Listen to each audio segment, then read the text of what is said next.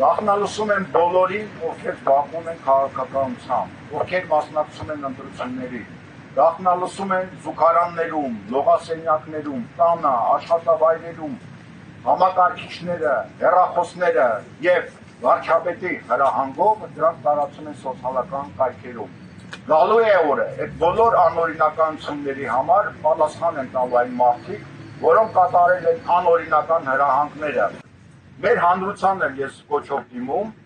մեր հանրությունը պետք է հասկանա, որ այս բռնատիրությունը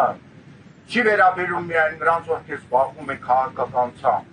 այսօր դա վերաբերում է գյուղապետներին ընդդիմադիր, քաղաքապետներին ընդդիմադիր ցուցակներում հայտնված մարդկանց,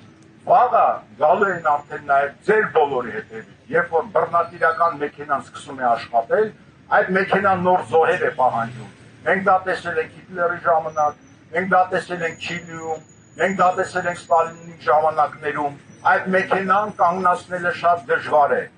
Ես կոչ եմ անում մեր երկրի քաղաքացիներին հասկանալ, որ իշխանությունը պատկանում է իրենց, եւ իրենց որոշումն է, որոշման միջոցով է այս ամենը փոխվելու։